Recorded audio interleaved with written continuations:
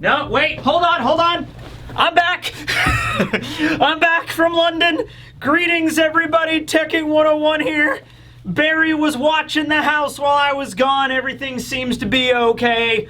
There was no brick-themed debauchery going on. All right, man, the timelines of this are working out great, I gotta say. It's just like, I get to London and then a chapter comes out, and then like, literally, this morning, I had a bunch of delayed flights last night. I didn't get home till late.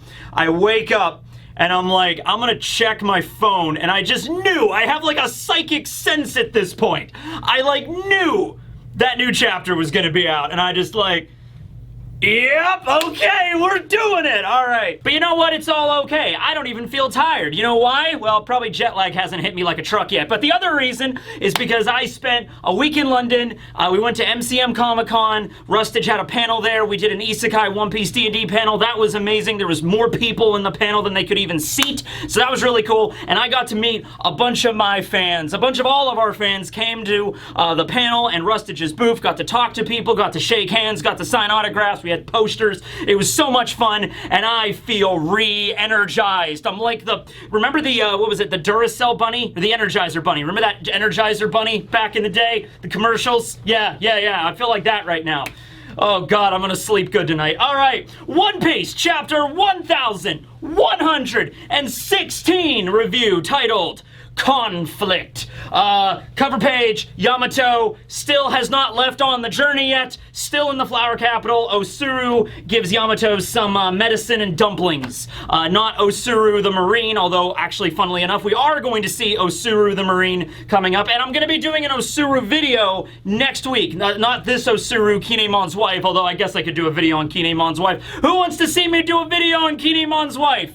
On top of the Vice Admiral Osuru. Also, Urashima, who is the Yokozuna, the sumo wrestler, you know, he's in the background there too, which is interesting because this is all in the flower capital right now, and it makes sense for Osuru to be there because she's Kinemon's wife, and they got back together despite the fact that there's like a time difference now. Kinemon's in his mid-30s, and I think Osuru's like in her mid-50s with everything, with the time jump, you know, with Toki's power, but it's okay because Kinemon still finds her just as beautiful as the day they first met, and so she has a scar on her face, though, from everything that happened way back at Bakura Town, and I guess the Bakura Town citizens have moved at least closer to the flower capital now, or are living in the flower capital because Orochi's diabolical deeds are now done. So yeah, Yamato beginning the journey. Okay, now we cut to around the world. Still doing this. And you know what? A lot of these chapters might be, like, if you read all these chapters, like, separately, you know, week by week, it might really seem like it's the same chapter over and over again. Like, this week, we get a reaction from the world. This week, we get another reaction from the world.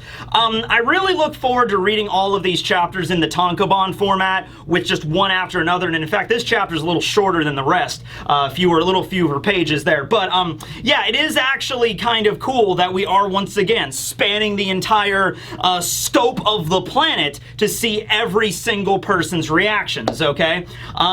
So the chapter ended last time with Vegapunk talking about the Ancient Kingdom, and more specifically, the ancient weapons, mentioning how they were devices that caused the ocean level to rise by 200 meters, and the people in the world are just like, you know, incredulous about this. Incredulous, is that the word I want to use? Whatever, I'm using it. It's just like, what? How could that happen? Also, Vegapunk concluded the last chapter by saying this Void Century War, this epic battle between Joy Boy's Ancient Kingdom and the allied forces that would eventually become the world government, that war is still going on to this day. And this is something that people are extremely incredulous about because they're like, how could a war be waging on for 800 years? I mean, honestly, we've had plenty of 100-year wars in human history and stuff like that, and especially if you span it, like, look at the Crusades, for instance, right? So warfare and battles can definitely go on throughout the centuries. There's usually breaks in there, but people are like, you know, 800-year war? everybody from the beginning of the war is dead. How can anyone even, like, still be fighting this? You know, how could be a war keep going on when everybody from both parties is long since buried in the ground? Also is reminiscent of Tequila Wolf. You know, how Tequila Wolf is a bridge that was beginning construction 700 years ago, and it just kept going long after the original person dictated it, and why were they building a bridge? Man, why would the Tenryubito want to build a bridge in a world that's going to flood? It just doesn't make any sense. Oh wait, it does! Okay? But of course, the people of the One Piece world are not completely queued up on all of the information that we are, the people reading it. And we are not all queued up on everything that Oda's throwing out at us. But yeah, Eam is of course alive, and Eam was a being that was alive during the Void Century, right? Eam Nerona maybe is the original Eam Nerona, or something happened with that. But certainly Eam was alive during the Void Century and lives on to this current moment. And in fact, we see Eam there in the flower room, walking through very casually, and going up to a large framed portrait in the flower room that we've never seen before. And it's a woman that looks remarkably like Vivi, which would of course indicate this is Nefertari Lily. This is Vivi's ancestor, one of the 20 founding families of the world government back during the Void, the one that decided to leave and return to the country of Alabasta, and then went missing, and then Cobra, you know, inquired about to the Gorosei. The Gorosei might as well still be, you know, as old as the Void Century. They might have been some of the original combatants in this allied forces, but Eam is certainly 100%, we know that. So it actually gives you a kind of ominous feeling when everybody in the world is like, dude, how can we still be fighting a war? Like, wait. So Vegapunk wants us to think that there's a secret war going on in the shadows? Everybody back then is dead now. Well, and then you see Eam, and it's like, oh, the vestiges of the past are still here. Not every single person from the Void Century is dead. Isn't that kind of creepy? You know? So speaking of Alabasta, we do cut to Alabasta here, and we see Igaram and Karu. Karu is with Igaram at Alabasta, so just keep that in mind. A lot of people were questioning, like, what happened to the duck? You know, Vivi's with Karu, right? No, Karu is back at Alabasta with Igaram. They left Reverie together, so Vivi is without her trusty duck steed, but I think she'll be okay, ladies and gentlemen. She's strong. She's independent. She'll probably get a Logia Devil Fruit if you're reading any of the fan theories online. She'll be fine. But Igaram is looking at a bunch of the missing persons, you know, portraits, you know, flyers that they're distributing to the kingdom, and he's crying because Igaram was essentially Vivi's, like, guardian, you know. We have the funeral for Cobra. This is really cool. And, you know, it's in, like, an Egyptian-style tomb. You know, I just got back from the British Museum a few days ago, which included a bunch of things that totally weren't stolen from... Yeah, whatever. I got to see the Rosetta Stone. It was a pretty cool thing. It was a pretty cool rock. And then we went through all the Egyptian exhibits and everything. So we see him being buried. Well, actually, we don't know if his body's in there. That's actually a good point, because the last time we saw Cobra's body, I believe he was stabbed through a bunch of times. I believe he was beheaded. And then the last time we saw him, he was, like, being mangled by Eam. Like, we saw the shadow of, like, giant Eam, like, doing something with Cobra's corpse. So I'm gonna bet dollars to donuts Cobra might not even be in that sarcophagus. It's just there as just a symbol. It's a closed sarcophagus funeral. You know how it is. But it is pretty neat. Like, that's the funerary rites of Alabasta, which is, of course, based off of the ancient Egyptians, right? So we see him there. We also see a Tomoe pattern above Cobra, like a big portrait of Cobra at the funeral, and it's in, like, it looks like he's, like, being buried in, like, the Valley of the Kings or some shit. It's really cool. The Tomoe pattern is the same pattern that appears on, like, Sasuke's Sharingan and Eneru's, like, drums on the back. You know, that shows up there. We also see an image of a jackal, which is the, you know, Egyptian, it's Anubis, and then we also have Horus, who is a falcon, and of course we know Pel is the falcon, the guardian deity of Alabasta. Anubis is also back there. This represents the devil fruit abilities of Pel and Chaka, and it's really cool because Pel is sitting on the right side of the room under Horus, and then Chaka, the jackal, is sitting on the left side of the room under Anubis. That's actually really freaking cool. That's a cool touch. I gotta move past this panel because otherwise I'm just gonna geek out about ancient Egyptian lore for the next 10 minutes or whatever, and we gotta move on. It's a little bit of a briefer chapter, but we still gotta move on, right? Vegapunk's message continues. I want to apologize from the bottom of my heart, Quasar, as there is something I must confess. My goal was always to create an energy source to fuel society's development, but I went through too far! I built an energy source that was low and you get nuclear power, and it's a crazy energy source, but it could run giant laser death beams. How could I have been so naive, Quasar? And so he mentions a couple of things about the Mother Flame. Number one, he mentions it's unfinished. Now, I wouldn't take that 100% because from Vegapunk's perspective, like, all of his inventions are essentially unfinished because he's always coming up with new ways and he's a perfectionist, like, to improve everything. So I don't know if Vegapunk would ever sit down and firmly declare this invention is 100% complete. Honestly, maybe Stussy, because Stussy is an actual person, right? Stussy was the first clone of Mads, so in that case, Vegapunk might say, and the Seraphim as well, Vegapunk might say, like, oh, Stussy, is a 100% completed, invention, I guess, is the weird way to describe it, but the cloning technology, the cloning, inventions that Vegapunk developed and everything that, resulted in Stussy existing, he would probably say, worked out perfectly, right? But Vegapunk perks up and he's talking about how, oh yes, the Mother Flame, it has so many practical uses. The energy woes of the world will be gone, and we see a bunch of people living in an impoverished country, dirt and grime all over their faces, and they're like, perpetual motion machine, that sounds awesome. It's not a perpetual motion machine, but, if it is nuclear fusion, it's really, really good. This breakthrough, however, was marred because a small fragment of the Mother Flame was stolen from me, and it was used to power the horrible giant sky laser that annihilated Lulusia from the world, right? So we're now cutting over to Edison, because we're gonna, we're doing the thing. It's a little bit oddly structured, these last few chapters, where it's like, here's Vegapunk's message interlaced with everything going on at Egghead right now. So you have to kind of like, all right, pause Vegapunk's message, put that on a shelf, moving over to Stussy and Edison, okay? So with Ethan slicing the entire Labo phase in half and the basement falling down, you have the Seraphim and all the Cypher Pull agents. The Seraphim are still in the bubbles, at least S-Snake is. So falling from the basement, didn't destroy the bubbles. I mean, those bubbles are reinforced C-Prism stone, so it makes sense that they wouldn't. It'd actually be really funny if, like, S-Hawk is falling and he just boing, boing, boing. He's, like, bouncing around on the ground, and he's just like, oh, this is so demeaning. The Cypher Pull agents all landed in the rubble. I mean, if this was a normal world, they would probably all be dead. Well, no, they're Cypher Pull agents, so they probably know Tech Eye. They're okay. They're fine, The Marines are talking about how we need to get on the island. We need to rescue the Cypher Pull agents, even though they're completely surrounded by the flames of the Buster Call. We gotta keep Buster calling, but we gotta save the Cypher Pull. We'll Buster Call while saving the Cypher Pull. That's the world government way.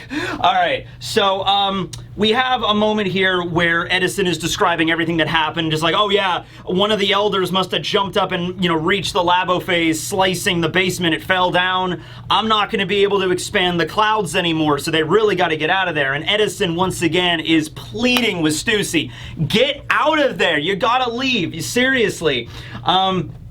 Now, Stussy does say something interesting here. Stussy kind of looks over at Kaku and says to Edison, is it okay if I let Kaku free? Couple of things. Number one, Stussy is still, like, yes, she's indebted to Vegapunk and everything, but she has been living her entire life, it seems, devoted to just whatever Vegapunk tells her. Almost as if, like, I am not a real person. I am a clone. The person that gave me life was Vegapunk. I will live my life based off of Vegapunk. I will do whatever he asks of me.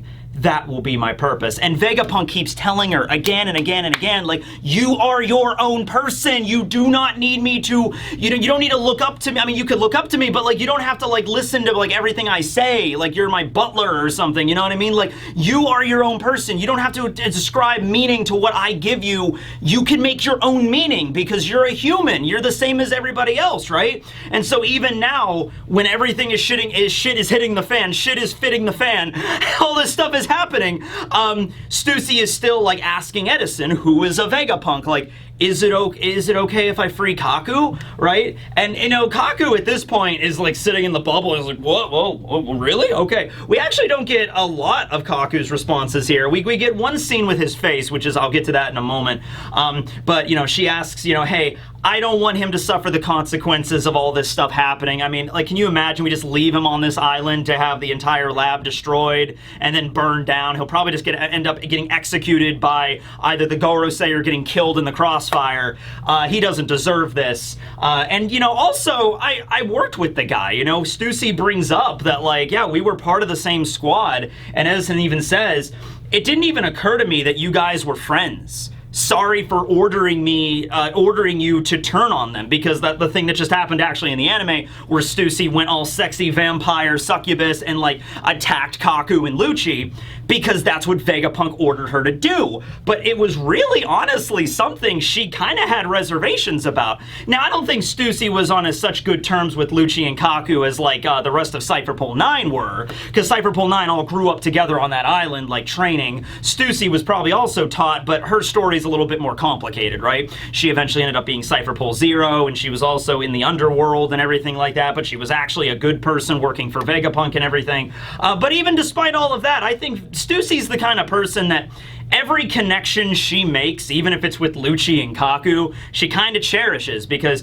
deep down inside, she feels like she's not really a person, right? So she kind of was like, hey, you know, they were my comrades. In a weird way, they were my nakama. And Edison is apologizing for, like, oh, I'm sorry, I just asked you to attack them because they were attacking us. I thought you were on the same page. But Edison's like, it didn't even occur to me that, yeah, you guys might have, you know, been kind of friends, right? Maybe not so much with Lucci, but Kaku and Stussy, I can definitely see it, right? And Stussy vouches for Kaku and says, hey, I don't think he's going to cause any more trouble. I don't think he's even going to pursue the Straw Hats anymore. And Kaku's there with, like, his eyes are just like... Oh, so this is a touch of kindness that Kaku probably doesn't receive very often in his life. He might be flashing back to, like, Iceberg when he gave him the job at Galila and everything like that. And so, if you're a member of Cypherpole, the idea of other people, like, hey, you're a good person, you know, I trust you, that's probably not something that they encounter very often. And when they do encounter it, their nature as secret agents, as intelligent operatives that are, like, trained ever since they were little kids to become Cypherpole agents, are probably like, oh, somebody is trusting me. How can I take advantage of this? You know, but Kaku definitely has more humanity here, and so he's like, oh, man, okay. Stussy's really speaking up for me here, damn. So, Kaku's gonna get freed, and I really want Kaku to go with the Straw Hats to Elbaf. I want some resolution to Kaku's story. Ultimately, I want him to go back to Galila and just get his old job back. That's what I ultimately want. I want a scene in the epilogue of One Piece where we're probably cutting all over the world to see where all the characters end up, and I want to see Kaku returning to Galila and, like, laying down in front of Paulie and asking for his job back. You know, I want that. And I want to see Paulie, like, get up, we got work tomorrow. And just like, ah, and then they cry. It'd be great. Despite being torn between both sides, you still rescued us. That inner conflict is proof of your humanity, Stussy. So, once again, Edison's going on, is like, listen, there are so many telling things about your morality. You have ethics, you have feelings, you have humanity, you care about others, Stussy. That is what the soul is. That is what being a human is, and you have that in spades, right?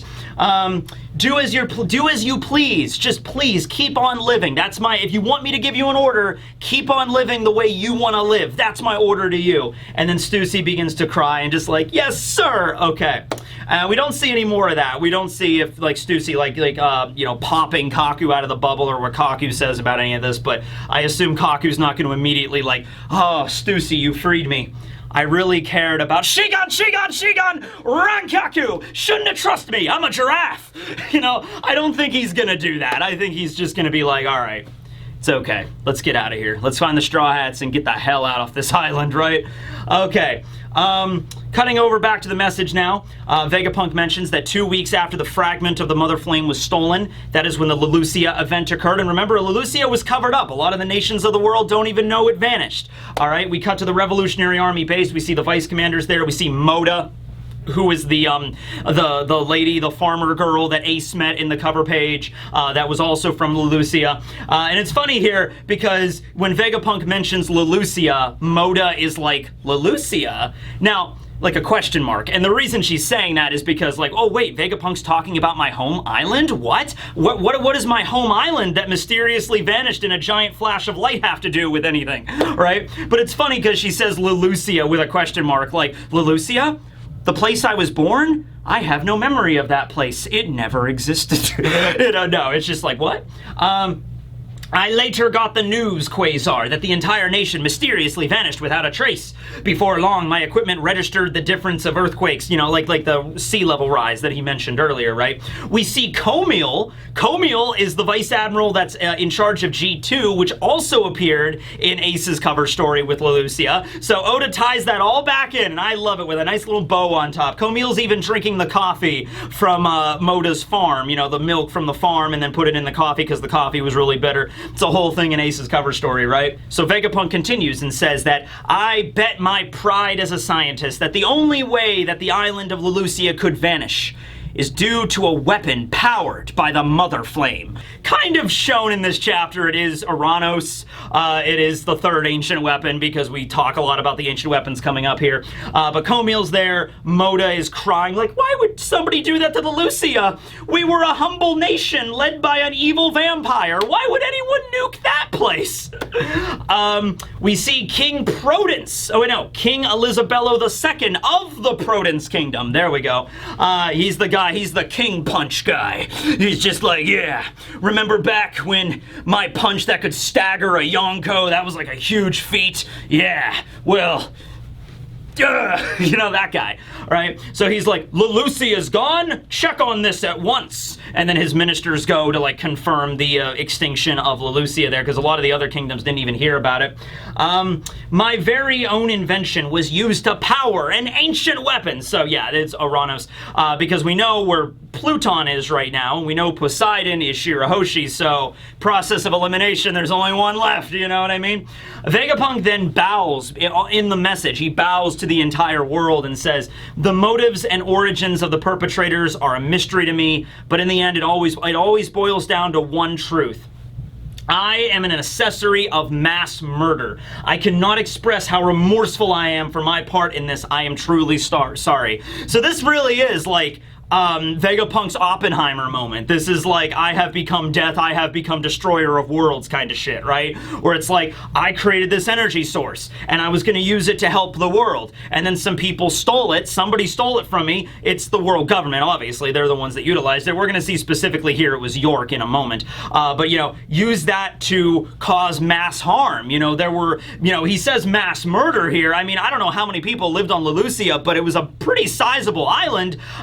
I'm gonna say at the very least a few 100,000 people lived on that island. It was a kingdom, you know what I mean? There's more people, like there's like over 4 million citizens on Fishman Island, to give you an idea. We don't always get a population size on every single island that the Straw Hats visit, but like to give you an idea, Fishman Island's in the millions. Lulusia might not be that big, but like at least certainly a few 100,000 people lived on that island that are dead. Some were saved by the Revolutionary Army, like Moda, but not everybody. There was a lot of people that died there, and Vegapunk feels, you know, culpable for that because, I mean, he's not, you know, it was, well, technically he is, because York is part of Vegapunk, and York was the one that stole it, so I guess you could throw all that blame on Vegapunk, or the idea of just like, I'm gonna create a version of myself that embodies greed and desire. You know, it comes back down to his naivete, and I think he's owning up for that right now. I mean, like, what else could Vegapunk honestly do about it right now? I mean, his body, the Stella, is dead. So he's like, yeah, my naivete got the best of me here, and it resulted in the deaths of maybe millions. I can't do anything but apologize to the world at large. I can't bring those people back. So what else is there for him to do, right? But this does prove my theory is plausible. The disaster that flooded the world was man-made. So even in the wake of this horrible tragedy, Vegapunk is like, but this at least confirms the science that this is what happened during the Void Century, and it can happen again. These weapons still exist. They're still being used. There's even people in the world that are watching the message seeing Vegapunk apologize, like, Vegapunk, no, it's not your fault. So there's some people that even sympathize with him and totally understand that, like, you didn't intend this power source to destroy lives. You intended it to help people. Other people were the ones that, you know, chose to use it to destroy lives. Since he brought up the ancient weapons, we cut to Wano, where Momonosuke is there, like, Pluton is, and then Kinemon is like, Momonosuke, don't talk about Pluton. Some of the other samurai are there. Otama is there. Otama's eating a dango, just like, Pluton, what's that? Is that like a cool ship? Like what's going on here? You know? So Kinemon's like, shh, no, don't talk about the ancient weapons, Momonosuke-sama, please don't do it. We also see a shot of Crocodile. We don't see where he's at. We just see like the close-up of Crocodile, because these two panels, Momonosuke at Wano and then Crocodile, both sought Pluton. Pluton is a big relevant thing to both of these panels, in both of these panels here, where Crocodile was like, that was his Operation Utopia. I'm gonna find Pluton and I'm gonna start blowing up islands. And then Whitebeard will know what's coming to him. You have to know, I mean, he was like Project Utopia. You know that Crocodile just wanted that damn cannon so he could fight against Whitebeard. You know, first thing he would have done if Crocodile got his hands on Pluton back at Alabasta, he would have attacked Whitebeard immediately, right? And he might have won, too. He might have just one-shot Whitebeard with that thing and then just been like, I'm a new Yonko now. You know, might have been. Because we're talking about ancient weapons here. We also see in the next panel, Shirahoshi at Fishman Island, who is Poseidon. It is said that Joy Boy attempted to ensure that they would be passed on to future generation. But this begs the question, why? Why hasn't the world sunk enough? Such ambiguity makes it hard to brand one side as just evil. So once again, he's saying here, Joy Boy attempted to ensure that they would be passed on to future generations. The ancient weapons. So this is becoming, like, the more I'm hearing about this, the more questions I have, which I think is the whole idea Oda is revealing this now. He's like, wait a minute, so Joy Boy, the Ancient Kingdom, you know, we were always kind of led to believe up until now, I mean, like, I don't know, the interpretation was they were kind of the good guys, you know, because, like, Joy Boy has the power of the Sun God Fruit, and Luffy has the power of the Sun God Fruit, so it's like, oh, Luffy's a good guy, or at least he's the protagonist, he's, you know, morally better than a lot of other characters in the story, so therefore Joy Boy must have been the same way. Then again, Luffy's very chaotic, so probably the same thing with Joy Boy. I feel like Joy Boy and Luffy were very similar in personality, but then Joy Boy also has this, he's like, oh yes, the ancient weapons, they will be passed down to the next generations, right? Was that intentional to be good or bad? Because the way we're looking at this here, the more and more it seems likely that it wasn't the Allied powers that used the fucking ancient weapons. It seems like it was the Ancient Kingdom that decided to sink the entire world, right? We do see Osuru and we see Sengoku. First time we're getting their reaction to that. They're just on a ship sailing somewhere in the ocean. Maybe the last time we saw them, they were in the cafeteria talking, and then they heard about Garp attacking Hachinosu. So maybe Osuru and Sengoku were like, we need to go get Garp. We need to go to Hachinosu because they all joined the Marines at the same time. I'll get into this when I do the Osuru video, but like they were, you know, they were best friends that joined the Marines basically, and they're still now here. You know, Osuru and Garp are vice admirals. Garp is one of the greatest, you know, heroes of the Marines ever, if not the greatest, and Sengoku's the former fleet admiral, right? So Sengoku is munching down on rice crackers like crazy, like like listening to Vegapunk's message, super nervous, because Vegapunk says, the day of answers is certainly coming. Consider this a warning. Vegapunk's kind of sounding like a crazy, like, conspiracy, like an asteroid's gonna hit the Earth, I tells ya. He's kind of sounding a little crazy here. Consider this a warning. When that time comes, everyone will fear the notion of a sunken world. So a lot of doom and gloom that Vegapunk is throwing out there now. But you have Sengoku, who's super nervous, because Sengoku probably knew a lot about this shit. And these are carefully guarded, like, state secrets that he probably learned when he was the fleet admiral. Like, he knows what the Will of D is. He knows a little bit about the Ancient Kingdom, probably, but he was never allowed to tell anyone. In fact, his job as the fleet admiral was to kind of ensure that no one knew about this, and anybody that did know about this would be silenced. And here's Vegapunk coming on to a worldwide broadcast, throwing everything out of it. So Sengoku knows. A few people know. I think Sakazuki knows in a second here, because we're going to get him. But they're sitting there, and they're just like, oh my god, this is like every dirty secret of the world government that Sengoku was supposed to protect is now being leaked to the entire world at once. So Sengoku's probably having a little bit of an anxiety attack right now about that shit on, like, there's no going back from this. There's no backing this up now. Everybody knows what's gonna happen. Vegapunk says, the Void Century is still a mystery, but though there are those who know what happened in its entirety. So now we're referencing Roger's crew, and that's where we're ending out the chapter. But before that, we have a shot at Marineford where we see Sakazuki, and he's pissed, he's fuming, he's boiling, he's bubbling. You know, Sakazuki just magma fuming off of him, and he's like, he's crushing his cigar, and he's like, everything. You're gonna explain everything, huh, Vegapunk? Now, I mean, it looks like he's honestly pissed off. Last time we saw Sakazuki, he was very stoic, like, huh. Now he's looked like, Vegapunk! You know, like, because he's the Fleet Admiral too. I'm not saying that Sakazuki necessarily learned everything that Sengoku learned, because Sengoku's older, but who knows, when you become the Fleet Admiral, you might get called into a meeting with the Gorosei and be like, ah, yes, Sakazuki, you are the new Fleet Admiral. Sit down. We need to tell you about the world. The secrets that we pass down to all of the Fleet Admirals so they understand why they need to stay in line. So you know Sengoku, I'm not Sengoku, well Sengoku too, but Sakazuki probably knows a little bit of stuff and he's just like, how dare you, Vegapunk? So, last couple of pages of the chapter here. Vegapunk brings up the people that knew about what happened but did not act on it. I am referring to the former King of the Pirates crew, the Roger crew! And then everybody's reacting like crazy, and all the Marines are like, what? You know, we see Crocus and Laboon hanging out at the Twin Capes. Crocus is there just like,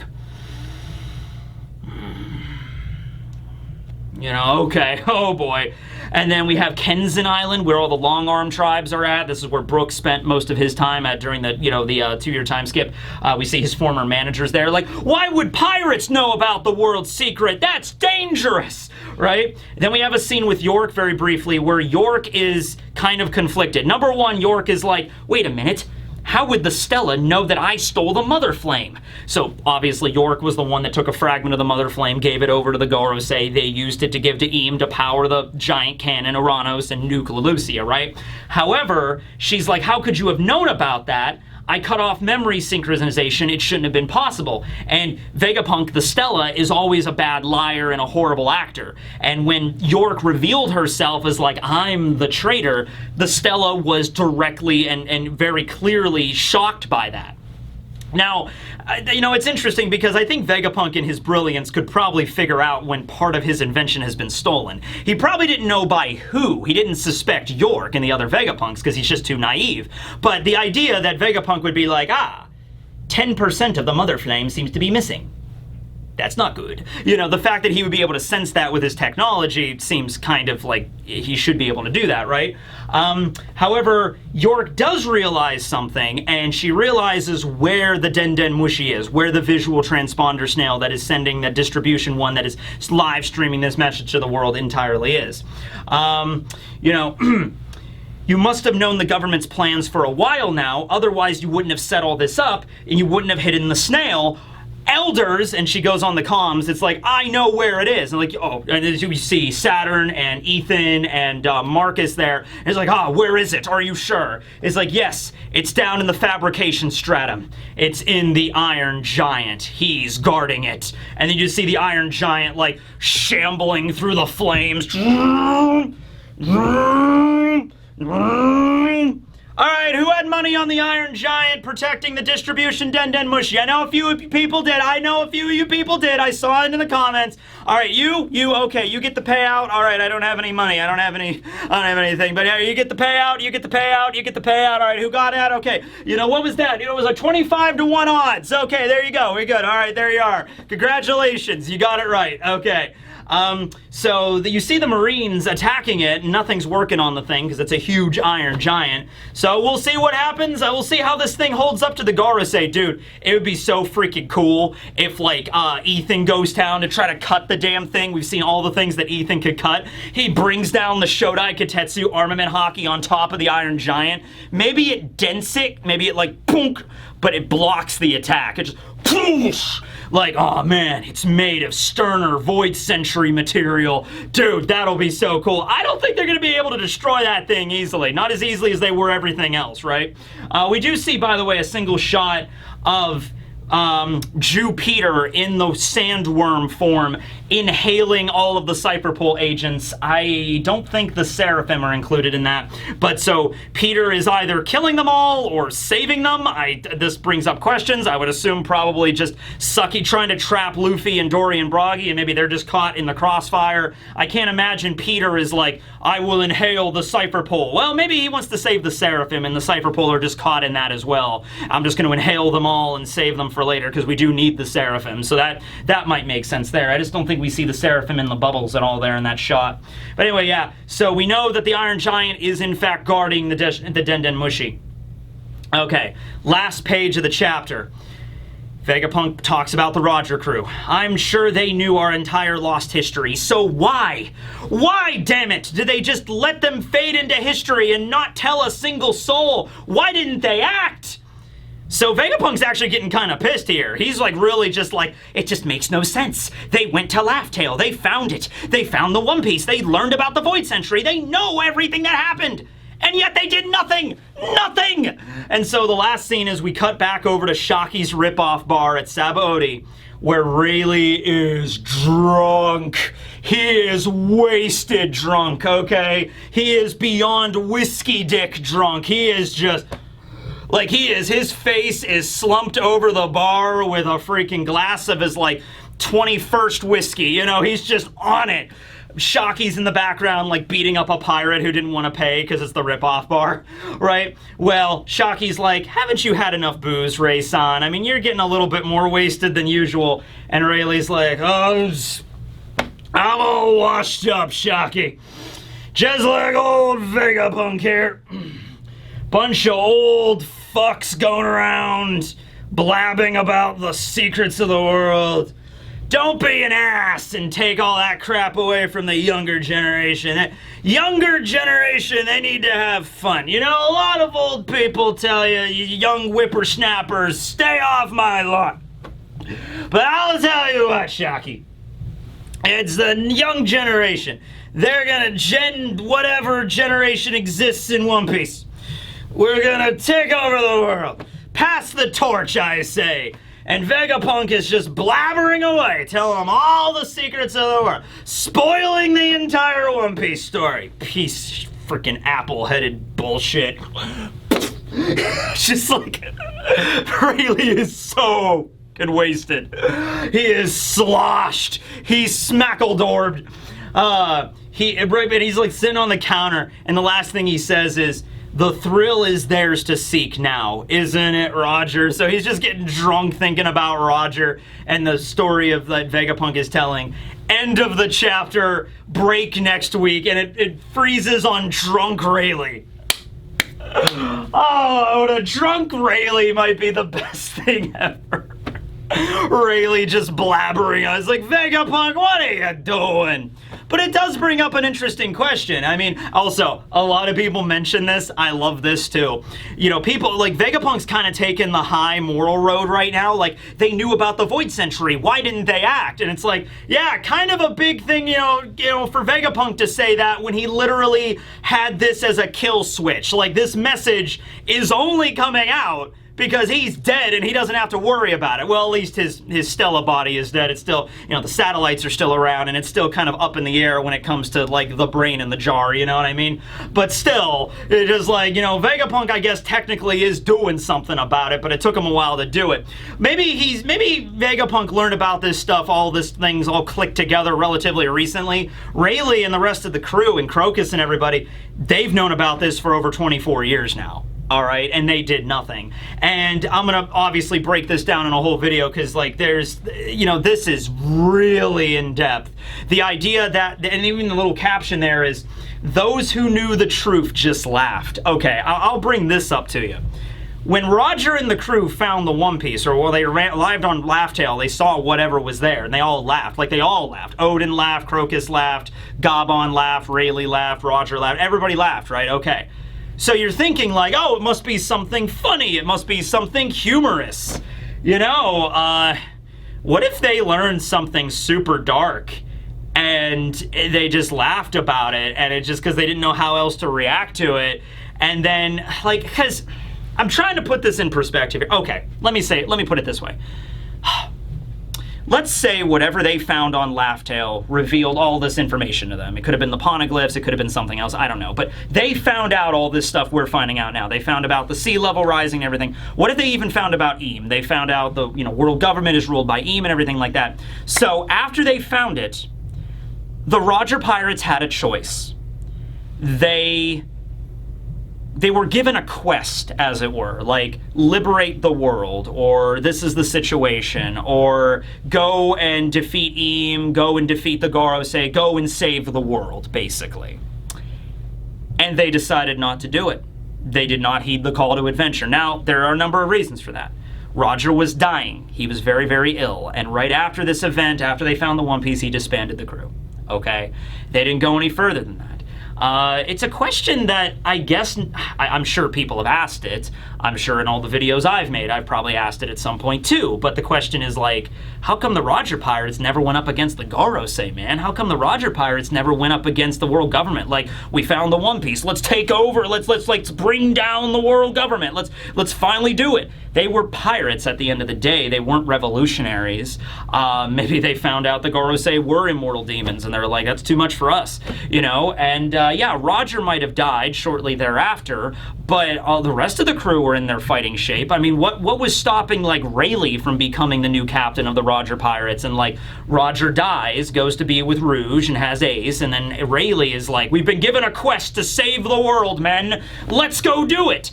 And they didn't. They were basically like, leave it to the next generation. That'll be the next generation's quest. We can't hog all of the excitement, right? And especially since, like, Shanks and Buggy were on the crew, and I'm sure Rayleigh and Roger were sure that Shanks and Buggy were going to grow up to be great pirates, which they were. So maybe they're like, you know, Shanks, that'll be your adventure. You will be the one to, you know, solve this Void Century, sea level Tenryubito, Im-sama bullshit, ancient weapon crap. You'll be the one to deal with it. As for me, I'm gonna go off and, you know, to the South Blue, meet a lady friend there, and have a good time, and then have a child. That was Roger's plan, right? Okay, and then Rayleigh and everybody else just scattered to the winds, right? Roger was also, like, the unifying factor there. Like, him being the captain was what that made that crew work.